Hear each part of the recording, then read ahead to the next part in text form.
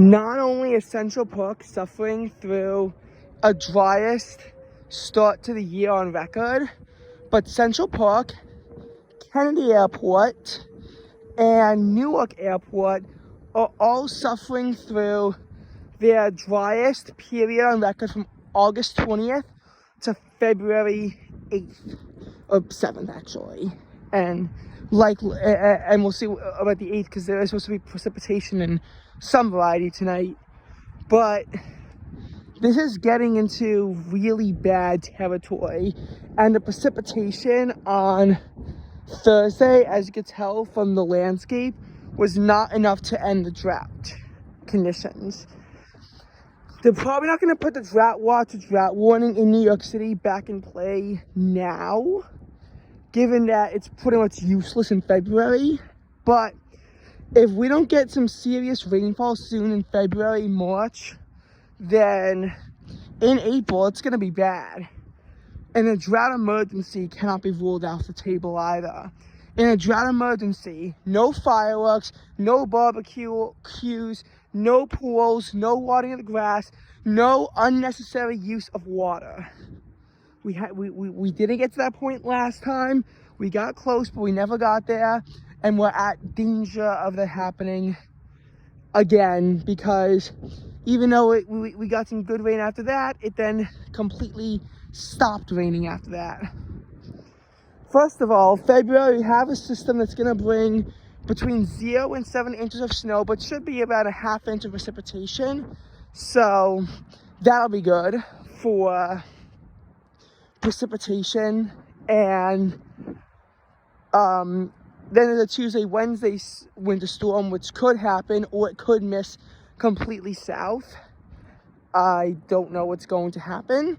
Then there's a storm that could that could hit here on Thursday, and then there's another storm on Saturday. So there's a parade of storms, but we'll see if they actually wind up hitting New York City, because New York City has so far been a conga line for these storms, and they've missed out on many major winter storms. And a big reason why they're at 7.3 inches of snow is just because they've been able to pick up, minor glimpses of some storms.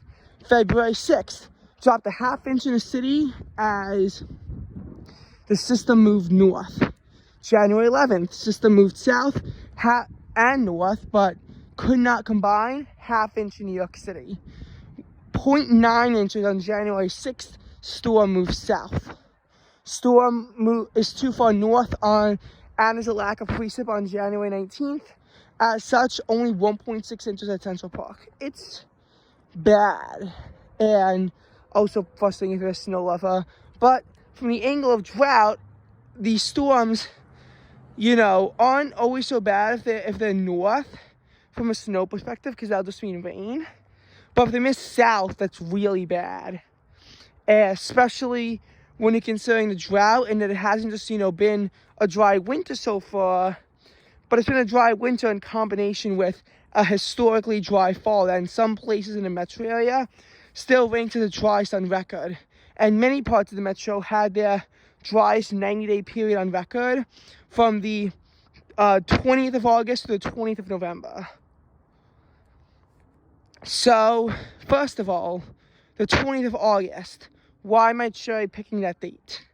Yes, that date is cherry picked, but it kind of has to be, because droughts start on certain dates, and on the 19th, you were still getting the leftovers from the devastating flash floods on the 18th that actually killed people in Connecticut and dropped, 2 inches of rain in New York City, and on parts of Long Island, and parts of Long Island got up to 9-10 inches of rain. So there was heavy rain too, and it cleared out. There were a bunch of storms later on in August, but for the most part, they missed the city. And on August, 30th, some decent showers in the city, but they're not enough. September, more storms missed the city, except for one good one on the 7th.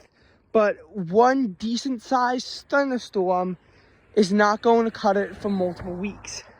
Eventually, the remnants of a tropical system do bring about an inch of rain to the western parts of the metro, to less than a third of an inch to the eastern parts of the metro area. And then October is completely rainless. And the first part of November had just these escalating drought conditions as well. The November ends, though, with 3 inches of rain across the metro area in the final 10 days. And December starts off dry, but then gets right back to work as well, as there's an inch and a half of rain coming in the second week on multiple storms. The third week is a parade of storms that has another inch and a half of rain. And December ends with the final 4 days, each having a parade of storms that lead to another inch and a half of rain. And then January has barely over a half inch of rain in the city. Pathetic, as pretty much the precipitation stops. February so far hasn't been terrible because we have had about a half inch so far, but we really need a lot more. We really need a parade of storms to avoid drought regression, because this is awful. This is awful, and I don't know when the pattern is going to change, if it's going to change anytime soon, because soon you're gonna be approaching one of the driest 6-month periods on record. Again, August was too wet because not only do you have that 2-inch rainstorm, but you also had a 2-inch rainstorm on the 6th of August. There were multiple thunderstorms of over a half inch earlier on in the month. There was a 2-inch rainstorm in the middle of July, and then another 1.5 inch rainstorm in July. So, tough to get to that point before the February 20th, although those storms in July were more than 6 months ago. But we're starting to see this drought transition from a flash drought into a severe long-term drought. This is not like summer 2022 where it's going away mercifully. No, the drought is really starting to rear its ugly head back in the wall. And after December, that was above average in the metro area, we're just getting slapped right in the face, and in ways that also make our snowfall totals mockably low, given how cold it's been, which again does nothing to help the drought. It only makes the drought worse. And again, drought regression isn't going to be too bad in the winter, but in the spring, expect to see, the category of drought that you're in go up significantly, and expect the restrictions to go back in play. Because remember, on November 2nd, Eric Adams put New York City under drought watch, warning on November 18th, downgraded back to a watch on December 16th, took the city out of drought on January 3rd.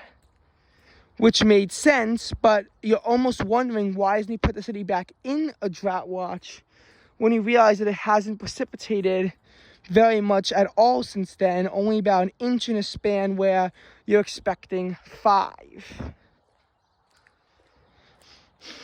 Because when he put the city under a drought watch on November 2nd, at that point, the city was at less than 2 inches of rain since August 20th, including 0.01 in October.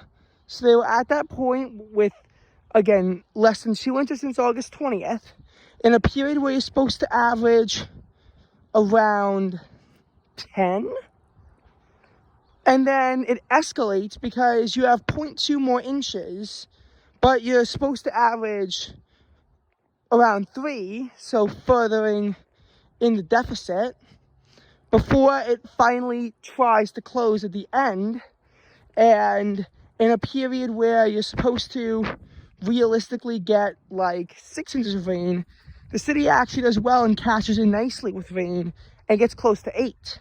So there's a bit of a surplus, but it doesn't last. And this wet period wasn't enough to really save the distinction of it being either the driest or in some places behind 65, 66, second driest of these periods on record for the end of the year.